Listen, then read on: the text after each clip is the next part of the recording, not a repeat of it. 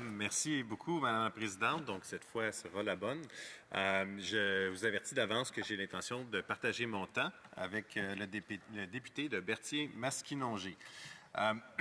Aujourd'hui, en fait, le Bloc québécois a décidé de consacrer sa journée d'opposition à la question de l'immigration. Pourquoi? Bien, je vais vous faire un petit historique, mais grosso modo, le 1er novembre dernier, en 2023, le Bloc québécois avait décidé de consacrer sa journée d'opposition à la question de l'immigration. Puis en fait, avait fait adopter une résolution qui avait été adoptée à l'unanimité à l'effet que le gouvernement fédéral allait revoir ses sites d'immigration pour 2024 après consultation du Québec, des provinces, des territoires, puis de voir avec eux c'est quoi leur capacité d'accueil en matière de logement, de santé, d'éducation, francisation, infrastructure de transport, et le tout, évidemment, dans un objectif d'avoir une immigration qui est réussie. Alors aujourd'hui, en fait, on vient rappeler ce vote-là. Pourquoi est-ce qu'on vient rappeler ce vote-là, en fait? C'est parce que, malgré que ça a été voté à l'unanimité le 1er novembre dernier, en fait, moins d'une heure après, là, on a eu le ministre de l'Immigration qui est sorti de la Chambre, qui est allé annoncer des nouveaux seuils d'immigration de 500 000 personnes. 500 000 nouveaux immigrants sans avoir consulté le Québec. Ça serait difficile de croire qu'il aurait pu faire une consultation en bonne et due forme en même pas une heure avant d'annoncer ces nouveaux seuils. Alors, en fait, il s'est parjuré à peine après avoir voté avec tout le monde ce qu'on venait de voter comme résolution. C'est facile. Alors, on revient aujourd'hui à la charge, Madame la Présidente. On revient à la charge parce que le problème, c'est un problème fondamental dans la nation québécoise, puis qui est aussi un problème fondamental au Canada en ce moment, c'est la question de nos capacités d'accueil qui sont dépassées. On a un problème avec le logement, on a un problème avec la santé, avec l'éducation, avec nos structures en matière de francisation. Alors, à un moment donné, ça ne fonctionne plus, puis nous, ce qu'on demande, c'est au gouvernement de se rasseoir avec les différentes provinces, les différents territoires, de leur demander à chacune d'entre elles, c'est quoi votre capacité d'accueil? Puis une fois qu'il saura c'est quoi leur capacité d'accueil, bien, d'ici 100 jours, d'arriver avec un plan de révision de ces mesures, puis pour qu'en 2024, on ait vraiment des capacités qui correspondent, en fait, un plan de nouveaux arrivants qui correspondent aux capacités de chacun. Parce que là, le fameux 500 000, il correspond essentiellement à quoi? En fait, le 500 000 qui a été évoqué par le ministre des Transports dans ses cibles et qui correspond à peu près à ce qui est la politique du Century Initiative. Politique du Century Initiative, qui est une politique qui est mise de l'avant par Dominic Barton, à l'époque qui était président, en fait, de la firme McKinsey et qui a aussi été président du Conseil de la croissance économique du Canada. Puis pourquoi est-ce qu'il établissait ça autour de 500 000? C'est parce que l'objectif, c'est que le Canada atteigne 100 millions d'habitants en 2100. À ce rythme auquel ils sont partis, on va l'entendre bien avant, en fait. Ils vont l'atteindre bien avant le 100 millions d'habitants. Mais donc, c'est comme une espèce de vision de dire on va devenir plus gros. Hein? Le Canada va devenir un gros pays. Donc, avec bien des habitants, il faut rentrer le plus de monde possible pour faire grossir l'économie. Avec plus de monde, il va y avoir plus de demandes. Bien, ils ont raison, avec plus de demandes, effectivement, il y a plus de demandes. Mais là, quand on a consacré une journée d'opposition à la Century Initiative, le 11 mai dernier, Bloc québécois, pour dire que nous, on ne se reconnaissait pas là-dedans, les libéraux nous ont répondu que ce n'était pas leur politique. C'est pas leur politique. Non, c'est pas leur politique. C'est pas leur politique. Mais, en fait, quand on regarde ce qu'ils font, les gestes qu'ils posent, c'est exactement ça qu'ils posent, en fait, comme geste, puis c'est exactement la direction qu'ils prennent comme gouvernement. En fait, c'est un peu comme si quelqu'un allait voir son médecin, puis il disait la main sur le cœur, je fume plus, là, j'ai arrêté de fumer, je vous le dis, c'est terminé pour moi, mais qu'il fumait un paquet par jour en cachette. Hein? C'est à peu près ça, parce que dans le fond, ils disent que c'est pas leur politique, mais dans les faits, c'est ça qu'ils font comme politique. En fait, pourquoi est-ce qu'on s'oppose à la Century Initiative? C'est ça qui serait peut-être intéressant pour les gens qui nous écoutent de comprendre, qui est la politique non avouée des libéraux. Tout simplement parce que la capacité d'accueil du Québec en ce moment, elle est dépassée. On est en pleine crise du logement, en pleine crise de l'inflation, nos écoles débordent, nos garderies débordent, nos hôpitaux débordent, la piscine déborde, puis les libéraux, qu'est-ce qu'ils veulent? Ils veulent rajouter de l'eau encore dedans. Alors, le Canada nage vraiment en ce moment en plein délire, un délire idéologique qui appartient évidemment au Parti libéral, qui, pour lui, une immigration massive et incontrôlée, c'est sa vision du monde, puis il n'y a absolument aucun fait et aucune donnée qui pourrait les empêcher d'avancer dans cette direction-là. Alors, moi, je vais peut-être illustrer pour les gens qui nous écoutent, 100 millions d'habitants, la direction que veut le Canada et le fameux Century Initiative, est-ce que c'est vraiment la panacée? 100 millions d'habitants. Est-ce qu'on va devenir automatiquement un pays 2 fois plus riche ou beaucoup plus riche parce qu'on a 100 millions d'habitants? Mais quels sont les fameux pays qui ont 100 millions d'habitants sur la planète en ce moment, Madame la Présidente? Alors, parmi les pays qui ont plus de 100 millions d'habitants, on parle de la Chine, de l'Inde, des États-Unis, de l'Indonésie, du Pakistan, du Brésil, du Nigeria, du Bangladesh, de la Russie, du Mexique, de l'Éthiopie, du Japon, des Philippines, de l'Égypte, du Vietnam et de la République démocratique du Congo. Alors, pour ceux qui connaissent en fait la réalité financière, ou du moins le PIB par habitant dans ces pays-là, puis qui se disent 100 millions d'habitants, on va devenir riche comme Crésus, mais en fait, quand on regarde ces pays-là, la Chine, le PIB par habitant, selon la Banque mondiale, 21 500. L'Inde, 8 400. L'Indonésie, 14 600.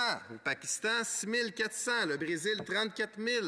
Le Nigeria, 5 800. Bangladesh, 7 400. La Russie, 36 600. Mexique, 21 500. Éthiopie, 2 800. Japon, 45 500. Philippines, 10 000. Égypte, 15 100. Vietnam, 13 400. République démocratique du Congo, 1 300. Ça, c'est le PIB par habitant, là. 1 300 piastres. Ils vivent avec ça, Madame la Présidente. En fait, à peu près tous les pays que je vous ai nommés, à l'exception des États-Unis, sont plus pauvres en termes de PIB par habitant que, en fait, nous ici. Alors, est-ce que c'est la panacée d'avoir 100 millions d'habitants? Bien, je pense que les chiffres parlent. Je pense que les chiffres sont très clairs à l'effet que non, ce n'est pas un automatisme que parce que tu ajoutes des gens, qu'automatiquement, on devient plus riche. Il faut les ajouter de la bonne façon, dans les bonnes circonstances, avec une infrastructure qui permet de soutenir cette augmentation de population-là. Alors, une personne immigrante, comme n'importe quelle autre personne, elle a besoin de manger, fait qu'elle va à l'épicerie. Elle a besoin de se loger, fait qu'elle va se trouver un appartement ou une maison. Elle a besoin de soins quand elle tombe malade, fait qu'elle va aller à l'hôpital. Elle a besoin d'une école puis d'une garderie pour ses enfants. Chaque fois qu'on ajoute une personne, on ajoute une pression sur les services. Puis à un moment donné, si on arrive au point de rupture, évidemment, c'est pas à cause du méchant immigrant. Non, si on arrive au point de rupture, c'est à cause de la faute à la personne qui l'a laissé entrer, en sachant très bien qu'on avait atteint le point de rupture, Madame la Présidente. Puis cette fameuse personne en connaissance de cause, en fait, c'est un groupe de personnes qui est le gouvernement au pouvoir de l'autre côté de la Chambre, qui est le Parti libéral. Alors, face au monde, en fait, faire venir du monde, en fait, qui n'auront pas de toit sur la tête puis qui vont devoir se nourrir dans des banques alimentaires, c'est pas du tout un projet de société. En fait, c'est profondément irresponsable, Madame la Présidente. Et pour continuer, je vais vous évoquer quelques chiffres. En 2007, il y avait 47 000 immigrants temporaires au Québec. Aujourd'hui, 470 000. Une explosion totale. Au Canada, on parle de 2,5 millions d'immigrants temporaires. La population en 2023 au Canada, elle a augmenté de plus de 1 million de nouvelles personnes. Pendant qu'on augmentait de plus de 1 million de nouvelles personnes au Canada, combien, en fait, de nouveaux logements se construisaient? 150 000. 1 150 000. Ça va être difficile, là. Hein?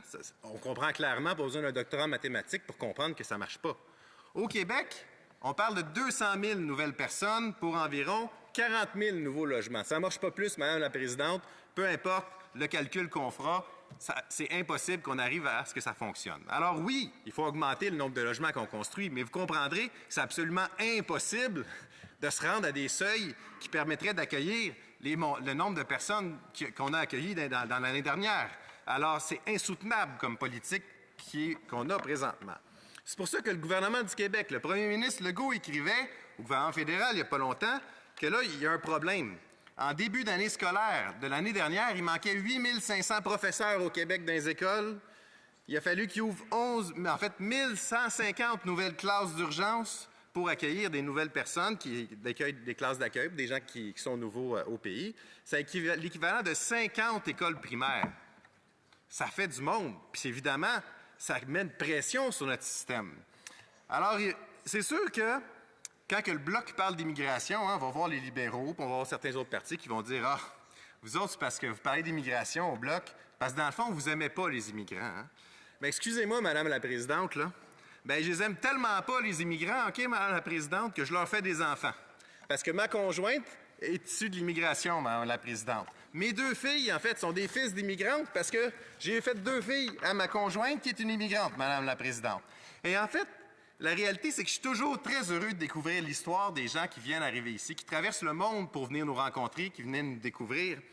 Et j'organise en tant que député des soirées même de bienvenue à ces nouvelles personnes-là qui se joignent à nous. Mais les gens qui viennent ici doivent être accueillis, évidemment, en français, doivent être bien accueillis. Et malheureusement, ce n'est pas ce que le Canada leur offre, Madame la Présidente. Questions et commentaires. Questions and comments. The Honourable Parliamentary Secretary to the Government Health Department. Yes, thank you, Madam Speaker. And it's somewhat concerning when I listen to the member. I don't believe that we should be in any way trying to blame immigration as an issue, as the Conservatives attempted to do in terms of crime or dealing with housing. There is a great deal of cooperation amongst the provinces in Ottawa, and I'm going to use the example that I used earlier. The provincial nominee program, which is driven by provinces, continues to increase in numbers as the demand for, from provinces and territory seems to be that they would like to receive more. And I'm wondering if the member believes that the provinces shouldn't be is he suggesting that we reduce the provincial nominee category? Is there specific categories that the Bloc are advocating that should be reduced? Honorable député de Pierre-Boucher, les Patriotes Verchères. Merci, Mme la Présidente. Je trouve un peu la question de mon collègue d'en face hypocrite. Hein? Puis ça témoigne bien, en fait, de leur vision de la chose. Hein? Que pour eux, en fait, pour les libéraux, en fait, l'immigration, c'est comme le pétrole pour les conservateurs. On en veut toujours plus, puis il n'y a pas de limite possible. Il n'y a pas de maximum. C'est toujours plus. Et, en fait, ce que le collègue me demande, c'est est-ce que s'il y a des provinces qui en veulent plus, ils peuvent en avoir plus? Bien sûr qu'ils peuvent en avoir plus. Notre motion ne vise pas à empêcher les autres provinces qui en veulent plus d'en avoir plus. Notre motion vise à faire en sorte que le gouvernement fédéral consulte ses homologues avant de décider de ces seuils, puis fasse en sorte que les seuils tiennent compte de la capacité d'accueil de chacun. Ça veut dire qu'on n'improvise pas des capacités, en fait, des seuils qui ne correspondent pas aux capacités d'accueil des provinces. On ne fait pas exprès, par exemple, pour, en fait, amplifier le problème qui est déjà vécu présentement. Je pense que c'est simple, Madame la Présidente, ce qu'on veut, c'est être respecté, puis on veut être capable de faire en sorte que les gens qu'on reçoit chez nous soient bien reçus. Honorable député de Calgary-Shepherd. Merci, Madame la Présidente. Donc, j'aimerais demander aux députés, parce qu'à plusieurs reprises aujourd'hui, il y a des députés libéraux qui ont mentionné la consultation. Et à plusieurs reprises, ils ont fait paraître que durant la série de décisions qui a été prise et annoncée par le ministre de l'Immigration, à limiter, à mettre un cap sur le nombre d'étudiants étrangers, qu'en effet, il y aurait eu de la consultation et que le cap, c'est de la consultation.